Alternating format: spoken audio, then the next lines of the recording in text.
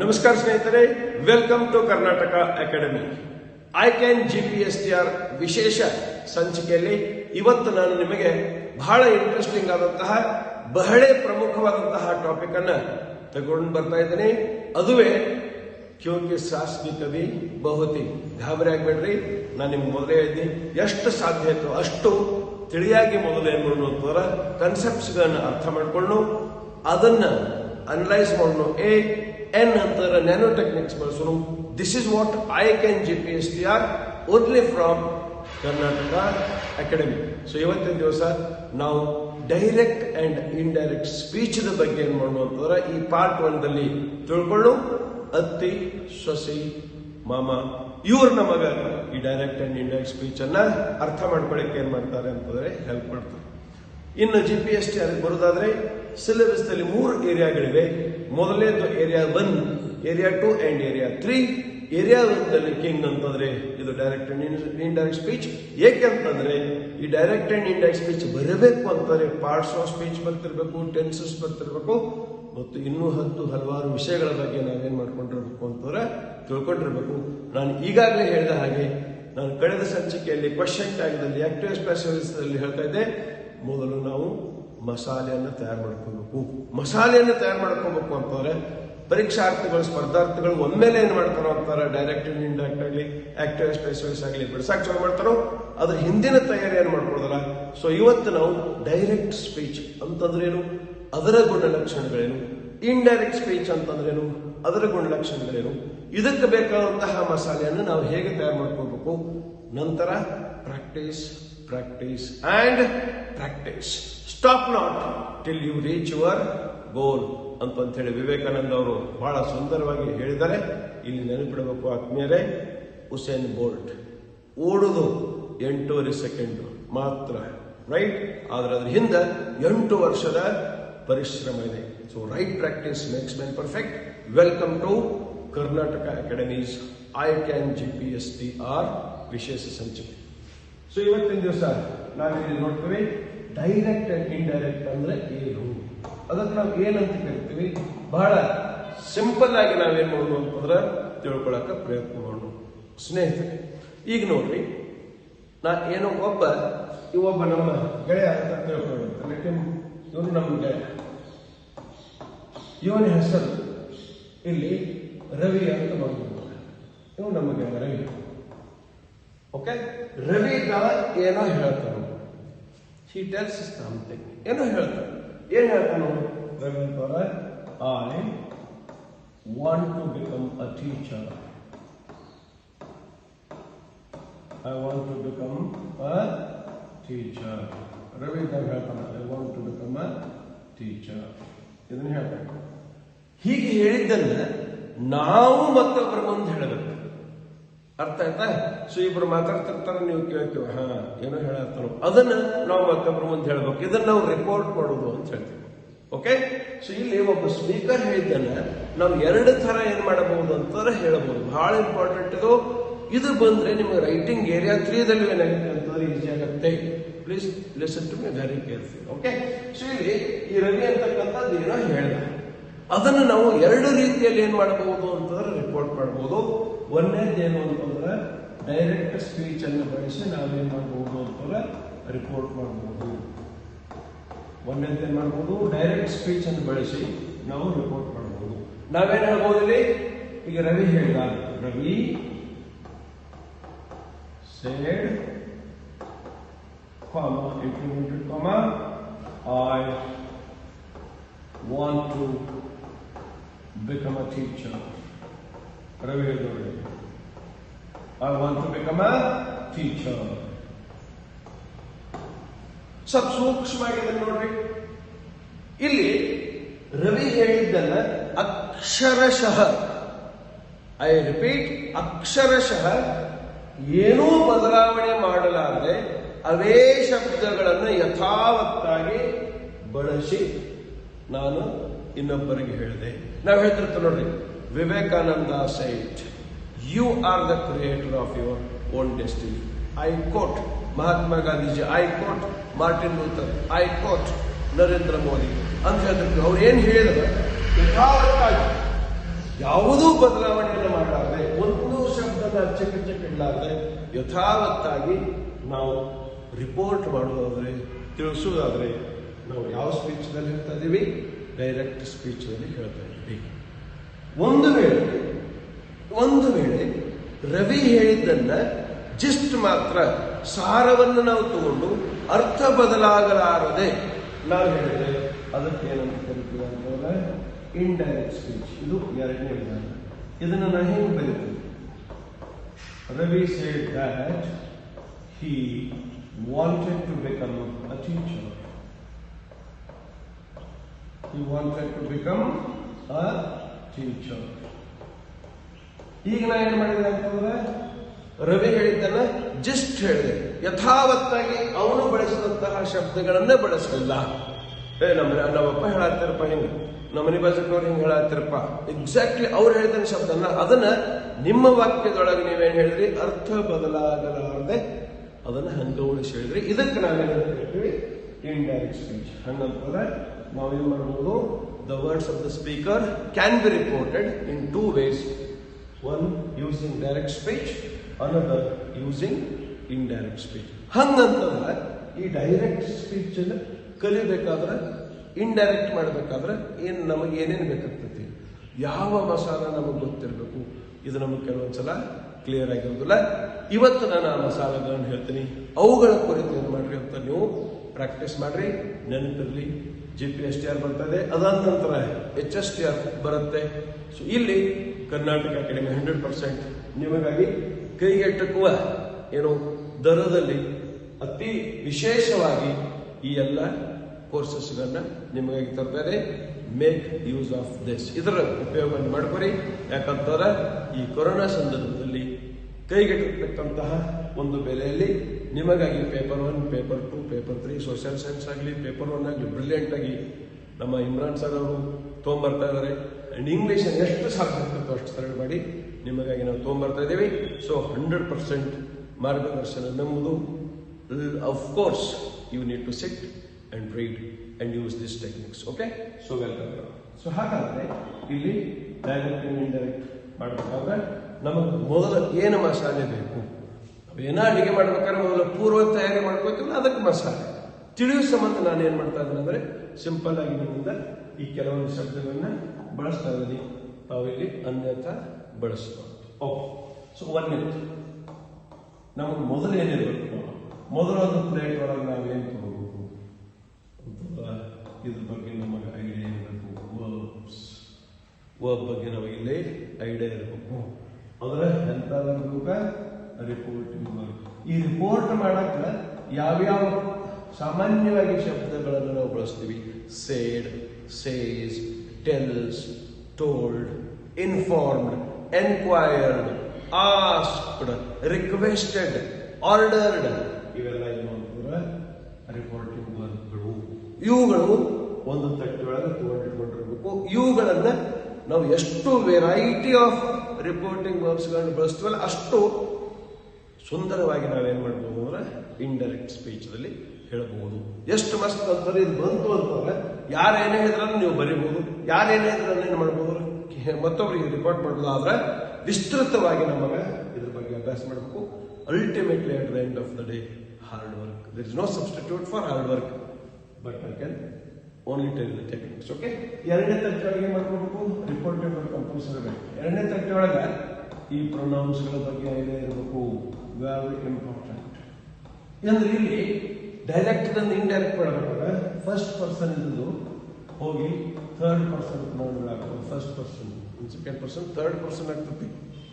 I, we, you, he, she, it, they. ಅಚ್ಚು ಕಡೆ ಹೋಗಿ ಏನಾಗ್ತದೆ ಅಂತಂದ್ರೆ ನಾವು ಥರ್ಡ್ ಪರ್ಸನ್ ಮಾಡ್ಕೋತೀವಿ. ಆಯದ ಅಚ್ಚು ಕಡೆ ಹಿ ಆಗ್ಬೋದು ಅಥವಾ ಶಿ ಆಗ್ಬೋದು, ಮಾಯದ ಹೀಸ್ ಆಗ್ಬೋದು ಅಥವಾ ಹರ್ ಆಗ್ಬೋದು. ಫಸ್ಟ್ ಪರ್ಸನ್ ಇದು ಸೆಕೆಂಡ್ ಪರ್ಸನ್ ಆ ಕಡೆ ಹೋಗಿ ಥರ್ಡ್ ಪರ್ಸನ್ ಆಗ್ತದೆ. ಐ, ವಿ, ಯು ಹೋಗಿ ಆ ಕಡೆ ಹಿ ಆಗ್ಬೋದು, ಹೀಸ್ ಆಗ್ಬೋದು, ಡಿಪೆಂಡಿಂಗ್ ಅಪಾನ್ ದ ಕಾಂಟೆಕ್ಸ್ಟ್. ಇದ್ರ ಬಗ್ಗೆ ನಮಗೆ ಐಡಿಯಾ ಇರಬೇಕು. ಇದು ನಮಗೆ ಗೊತ್ತಿರಬೇಕು. ಇದು ಗೊತ್ತಿರೋದು ಡೈರೆಕ್ಟ್ ಇಂಡೈರೆಕ್ಟ್ ಬಿಡಿಸಕ್ಕೆ ಹೋಗ್ಬೇಡ್ರಿ. ಮೂರನೇದು ಬಹಳ ಮಹತ್ವ ಅಂತ ಬಹಳ ಮಹತ್ವ. My dear friends, tense. ನಾವು ಇಂಗ್ಲಿಷ್ ಒಳಗೆ ಹೇಳ್ತೀವಿ, ವ್ಯಾಕರಣ ಒಳಗೆ ಟೆನ್ಸ್ ಇರಲಿಲ್ಲ ಅಂತಂದ್ರೆ ಇಂಗ್ಲಿಷ್ ಅಲ್ಲಿ ಸೆನ್ಸ್ ಗೊತ್ತಾಗೋದಿಲ್ಲ. ಯಾವುದೇ ಆಕ್ಟಿವ್ ಸ್ಪೆಷಲಿಸ್ಟ್ ಆಗಲಿ ಡೈರೆಕ್ಟ್ ಅಂಡ್ ಇಂಡೈರೆಕ್ಟ್ ಆಗಲಿ ಡಿಗ್ರೀಸ್ ಎಲ್ಲಕ್ಕೂ ಟೆನ್ಸ್ ಬಹಳ ಪ್ರಮುಖವಾದಂಥದ್ದು. ಇದರ ಬಗ್ಗೆ ವಿಸ್ತೃತವಾಗಿ ನಾವು ಕರ್ನಾಟಕ ಅಕಾಡೆಮಿ ಕ್ಲಾಸಸ್ಗಳಲ್ಲಿ ಹ್ಯಾಂಡಲ್ ಮಾಡ್ತಾ ಇದ್ದೀವಿ. ಎಲ್ಲರಿಗೂ ಉಪಯೋಗ ಆಗಲಿ. ನೀವು ಮನೆಯವ್ರಂತ ಬೈ ಚಾನ್ಸ್ ನಿಮಗೆ ಜಾಯ್ನ್ ಆಗಲಿಲ್ಲ ಅಂದ್ರೂ ಸುರಕ ಜಸ್ಟ್ ಅಂತ ಹೇಳ್ಬೋದು. ವಿಸ್ತೃತವಾಗಿ ಟ್ರೈನಿಂಗ್ ನಾವು ಮಾಡ್ತಾ ಇದ್ವಿ. ಈ ಟೆನ್ಸ್ ನಮಗೆ ಬಹಳ ಇಂಪಾರ್ಟೆಂಟು. ಈ ಟೆನ್ಸ್ ಒಳಗೆ 12 present simple, continuous, perfect, perfect continuous, past simple, past continuous, past perfect continuous, future simple, future continuous, future perfect continuous. ಇವು ಸ್ಟ್ರಕ್ಚರ್ಸ್ ನಮಗೆ ಏನು ಮಾಡಬೇಕು ಅಂತಾರೆ ಬರಬೇಕು. For example subject, okay, present simple, V will R V S plus R minus object, ಇದು present simple. ಇದು direct indirect ಆದಾಗ ಎಂತಹ ಸಂದರ್ಭದಲ್ಲಿ ಇದು ಬದಲಾವಣೆ ಆಗುತ್ತೆ ನಿಮಗಿದು ಗೊತ್ತಿರಬೇಕು. ಸೊ ಇದು ಮಸಾಲ ನಂಬರ್ 3. ಇನ್ನು 4ನೇ 4th ನಮಗೆ ವಾಕ್ಯಗಳ ಪ್ರಕಾರಗಳು ಗೊತ್ತಿರಬೇಕು. ಕೈಂಡ್ಸ್ ಆಫ್ ಸೆಂಟೆನ್ಸಸ್ ಇದು 100% ನಮಗೆ ಗೊತ್ತಿರಬೇಕು. ಕೈಂಡ್ಸ್ ಆಫ್ ಸೆಂಟೆನ್ಸಸ್ ನಮಗೆ ಕಂಪಲ್ಸರಿ ಗೊತ್ತಿರಬೇಕು. ಈಸಿ ಕೈಂಡ್ಸ್ ಆಫ್ ಸೆಂಟೆನ್ಸಸ್ ಅಂತಾರೆ ಇಂಗ್ಲಿಷ್ ಒಳಗೆ there is one alphabet, it has 26 letters and those 26 letters can be divided into 5 vowel letters and 21 consonant letters. Okay, ಇಲ್ಲಿ ಇದನ್ನ ನೋಡಿ, ಇವು 5 ಏನು ಅಂತಾರೆ ಓವೆಲ್ಗಳು. A E I O U. ಯಾವ್ದು? A E I O U. Sir kinds of sentences ಅಂತೇಳಿ ಮತ್ತೆ ಇವನ್ ಯಾಕೆ ಬರೋದು ಅಂತಂದ್ರೆ ಎರಡು ನಮಗೆ ಮಲ್ಟಿಪರ್ಪಸ್. ಅದಕ್ಕೆ ಹೇಳ್ತೀವಿ ಇಂಟೆಲಿಜೆಂಟ್. ನಾವು ಮಸ್ತ್ ಸ್ಮಾರ್ಟ್ ಆಗಿ ಕೆಲಸ ಮಾಡಬೇಕು. ಕರ್ನಾಟಕ ಅಕಾಡೆಮಿ ನಿಮಗೆ ನ್ಯಾನೋ ಟೆಕ್ನಿಕ್ಸ್ ಅಂತ ಬರ್ತದೆ. ಐ ಕ್ಯಾನ್ ಒಳಗೆ ಎನ್ ಅಂತಾರೆ ನ್ಯಾನೋ ಟೆಕ್ನಿಕ್ಸ್. ಎ ಅಂತಾರೆ ಅಸರ್ಟಿವ್ ಸೆಂಟೆನ್ಸ್ ಸ್ಟೇಟ್ಮೆಂಟ್ಸ್. ಇ ಅಂತಾರೆ ಎಕ್ಸ್ಕ್ಲೇಮೇಟರಿ ಸೆಂಟೆನ್ಸ್. ಐ ಅಂತಂದ್ರೆ ಇಂಪರೇಟಿವ್ ಸೆಂಟೆನ್ಸ್. ಆರ್ಡರ್ ಇರ್ಬೋದು ಅಥವಾ ರಿಕ್ವೆಸ್ಟ್ ಇರ್ಬೋದು. ಇದನ್ನೇ ಸ್ಕ್ವೇರ್ ಮಾಡಿದ್ರೆ ಇಂಟ್ರಾಗೇಟಿವ್ ಸೆಂಟೆನ್ಸ್. ಓ ಆಪ್ಟೇಟಿವ್ ಸೆಂಟೆನ್ಸ್. 5 ಪ್ರಕಾರವಾದಾಗ ಸೊ ಇವನ್ನ ನಾವೇನ್ ಮಾಡಬೇಕು ಅಂತ ನೆನ್ಪಿಡ್ಬೇಕು. ಇವೆಲ್ಲ ನಮ್ಗೆ ಗೊತ್ತಿರಬೇಕು. ಇವು ಗೊತ್ತಿದ್ದಾಗ ಇವು ಅಂದ್ರೆ ಏನು ಸರ್? ಇವು ಅಂತಾರ ಡಿಯರ್ ಫ್ರೆಂಡ್ಸ್, ನೀವು ಇದನ್ನ ನೆನಪಿಡಬೇಕು. ಸೊ ಕೈಂಡ್ಸ್ ಆಫ್ ಸೆಂಟೆನ್ಸಸ್ ನಮಗೆ ಡೈರೆಕ್ಟ್ ಅಂಡ್ ಇಂಡೈರೆಕ್ಟ್ ಮಾಡ್ಬೇಕಾರ ಬರಬೇಕು. ದೆನ್ ಪಂಕ್ಚುಯೇಷನ್ ಬಗ್ಗೆ ಗೊತ್ತಿರ್ಬೇಕು. Very important. ಇದು ನಮ್ಗೆ ಗೊತ್ತಿರ್ಬೇಕು. ಎಲ್ಲಿ ಕ್ಯಾಪಿಟಲ್ ಬರ್ತದೆ, ಎಲ್ಲಿ ಸ್ಮಾಲ್ ಬರ್ತದೆ. ಯಾಕಂದ್ರೆ ಡೈರೆಕ್ಟ್ ಸ್ಪೀಚ್ ಒಳಗ RS ರಿಪೋರ್ಟಿಂಗ್ ಏನು ರಿಪೋರ್ಟೆಡ್ ಸ್ಪೀಚ್ ಇರ್ತೈತಿ. ಅದು ಯಾವಾಗಲೂ ಎದ್ರಿಂದ ಸ್ಟಾರ್ಟ್ ಆಗ್ತದೆ, ಕ್ಯಾಪಿಟಲ್ ಸ್ಟಾರ್ಟ್ ಆಗ್ತದೆ. ಇಂಡೈರೆಕ್ಟ್ ಬಂದಾಗ ಅದು ಸ್ಮಾಲ್ ಲೆಟರ್ ಆಗ್ತೈತಿ. ಯಾಕ ನಾವು ಮುಂದೆ ಬಿಡಿಸ್ಬೇಕಂತ ಸಂದರ್ಭ ನಿಮ್ಗಿದು ಗೊತ್ತಾಗುತ್ತೆ. ಸೊ ಇದ್ರ ಬಗ್ಗೆ ನಮಗೆ ಏನಿರ್ಬೇಕು ಅಂತಾರೆ ಪರ್ಫೆಕ್ಟ್ ಆಗಿ ಐಡಿಯಾ ಇರಬೇಕು. ದೆನ್ ನಮಗೆ ಮಾಮಗಳು ಬೇಕು, ಕೂಡ್ಸೋರು ಬೇಕು. ನಮಗೆ ಬೇರೆ ಮಾಡೋರು ಬೇಡ, ನಮಗೆ ಕೂಡ್ಸೋರು ಬೇಕು ಅಂತಂದ್ರೆ ವಿ ನೀಡ್ ಜಾಯ್ನರ್ಸ್. ಮಾಮಗಳು ಬೇಕು ನಮಗೆ. ಯಾಕೆ ಮಾಮ ಅಂದ್ರೆ ಆಮೇಲೆ ನಿಮ್ಗೆ ಗೊತ್ತಾಗುತ್ತೆ. ಇವುಗಳಿಗೆ ನಾವು ಲಿಂಕರ್ಸ್ ಅಂತ ಹೇಳ್ತೀವಿ. ಈ ಲಿಂಕರ್ಸ್ ಬಗ್ಗೆ ನಮಗೆ ಐಡಿಯಾ ಇರಬೇಕು. ಜಾಕೆಟ್ ಬರ್ತೈತಿ. ಓಕೆ, ಸೊ 2L ಬರ್ತೈತಿ ಅಥವಾ WH ಲಿಂಕರ್ಸ್ಗಳು ಯಾವ್ಯಾವ ಬರ್ತಾವೆ ಇವುಗಳ ಬಗ್ಗೆ ನಮಗೆ ವಿಸ್ತೃತವಾಗಿ ಗೊತ್ತಿರಬೇಕು. ಸೊ ಇವೆಲ್ಲ ಗೊತ್ತಿದ್ದಾಗ ಆಮೇಲೆ ಡೈರೆಕ್ಟ್ ಇಂಡೈರೆಕ್ಟ್ ಮಾಡಬೇಕಾದಂತಹ ನಿಯಮಗಳನ್ನ ರೂಲ್ಸ್ಗಳನ್ನು ನಾವು ತಿಳ್ಕೊಂಡ್ರೆ ಆರಾಮಾಗಿ ನಾವೇನ್ ಮಾಡ್ಬೋದು ಅಂದ್ರೆ ಡೈರೆಕ್ಟ್ ಅಂಡ್ ಇಂಡೈರೆಕ್ಟ್ ಮಾಡಬಹುದು. ಅಷ್ಟೇ ಅಲ್ಲ, ಬರವಣಿಗೆ ಒಳಗೂ ನಮಗೆ ಏನಾಗ್ತದೆ ಹೆಲ್ಪ್ ಆಗ್ತೈತಿ. ಮಾತಾಡ್ಬೇಕಂತ ಸಂದರ್ಭದೊಳಗೂ ಏನಾಗ್ತದೆ ಅಂತಾರೆ ಹೆಲ್ಪ್ ಆಗ್ತೈತಿ. ಸೊ ಇದು ಗೊತ್ತಿರಲಾರ್ದೆ ನಾವು ಡೈರೆಕ್ಟ್ ಇಂಡೈರೆಕ್ಟ್ ಮಾಡಬಾರ್ದು. ಸೊ ಇಷ್ಟು ಬರಲೇಬೇಕು. ಸೊ ಇದು ನಮಗೆ ಐಡಿಯಾ ಇದೆಯಾ ಇಲ್ಲೋ ಅಂತೇಳಿ ತಮ್ಮನ್ನು ತಾವೇನ್ ಮಾಡ್ಕೋಬೇಕು ಅಂತಂದ್ರೆ ಆತ್ಮಾವಲೋಕನಲ್ಲಿ ಮಾಡ್ಕೋಬೇಕು. So this is masala what you need to transform direct into indirect speech. Direct ಇಂದ ಇಂಡೈರೆಕ್ಟ್ ಮಾಡಬೇಕಾದ್ರೆ ಇದೆಲ್ಲ ನಮಗೆ ಇಲ್ಲಿ ಗೊತ್ತಿರುತ್ತೆ. Okay, fine. ಸೊ ಈಗ ಹಾಗಂತಂದ್ರೆ ಡೈರೆಕ್ಟ್ ಸ್ಪೀಚ್ ಗುಣಲಕ್ಷಣ ಬೇಕು. ಡೈರೆಕ್ಟ್ ಸ್ಪೀಚ್ ಗುಣಲಕ್ಷಣಗಳು ಇದನ್ನಷ್ಟು ನೀವು ನೀಟಾಗಿ ಡೀಟೇಲ್ ಆಗಿ ತಿಳ್ಕೊಂಡ್ಬಿಟ್ರೆ ಮತ್ತಷ್ಟು ನಾವೇನ್ ಮಾಡ್ಬೋದು ಅಂತಾರೆ ಈಸಿಯಾಗಿ ಕಾನ್ಸೆಪ್ಟ್ ಅನ್ನ ಮಾಡಬಹುದು. ಸೊ ನಾನು ಆಗಾಗ ಎಕ್ಸಾಂಪಲ್ ಹೇಳಿದ್ದೀನಿ.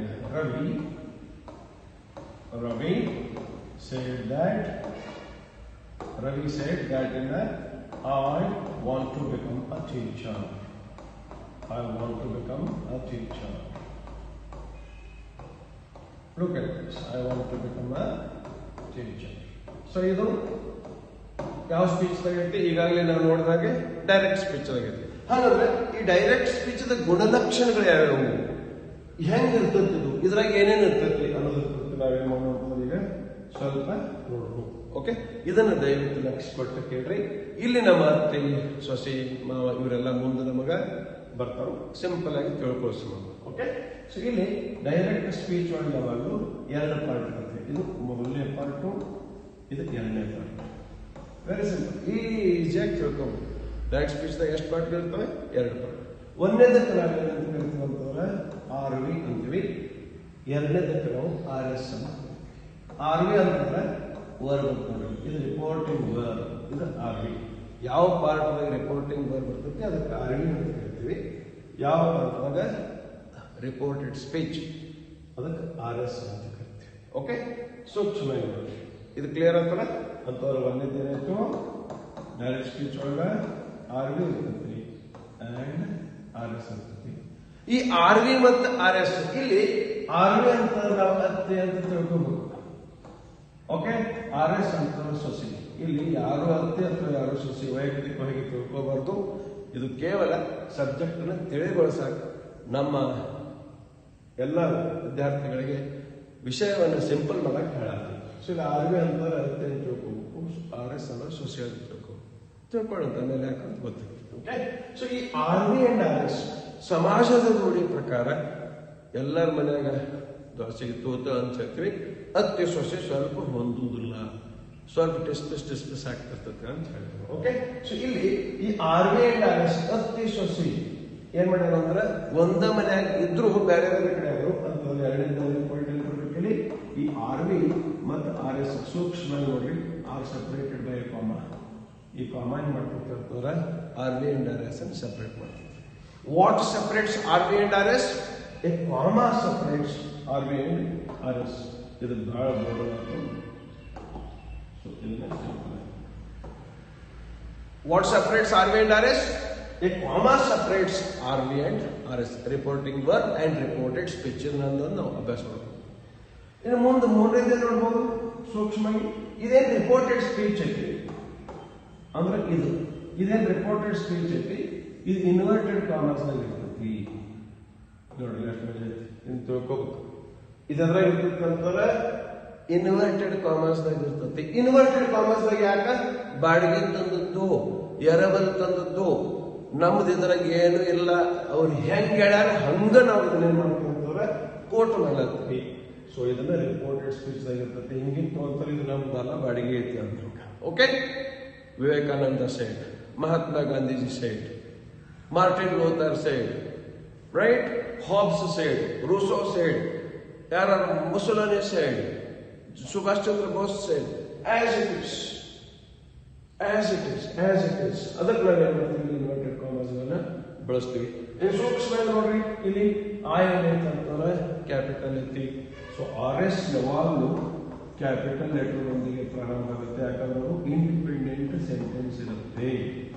ಇದು ಸ್ವತಂತ್ರ ವಾಕ್ಯ ಇರುತ್ತೆ. ಇಲ್ಲಿ ಬಂತು ಇಂಪಾರ್ಟೆಂಟ್ ಪಾಯಿಂಟ್, ನಾನು ಮಸಾಲೆ ಒಳಗೆ ಹೇಳಿದ್ನಿ 5 ಪ್ರಕಾರದ ಸೆಂಟೆನ್ಸಸ್ಗಳು ಇಲ್ಲಿ ಬರ್ತವೆ. ಅದಕ್ಕೆ ಏನಾಗ್ತದೆ, ಸ್ವತಂತ್ರ ವಾಕ್ಯ ಇರ್ತೈತಿ. ಆದ್ದರಿಂದ ಒಂದು ಸ್ಟೇಟ್ಮೆಂಟ್ ಇರ್ತೈತಿ, ಇದು ಅದರಿಂದ ಸ್ಟಾರ್ಟ್ ಆಗ್ತೈತಿ, ಕ್ಯಾಪಿಟಲ್ ಲೆಟರ್ನಿಂದ ಸ್ಟಾರ್ಟ್ ಆಗ್ತೈತಿ. ಸೊ ಈಗ ನೋಡ್ರಿ, ರಿಪೋರ್ಟ್ ಇಷ್ಟು ನಾವೇನ್ ಮಾಡ್ಕೊಳ್ಬೇಕು ಅಂತಂದ್ರೆ ಇಲ್ಲಿ ಲಕ್ಷ ಇಟ್ಕೋಬೇಕು.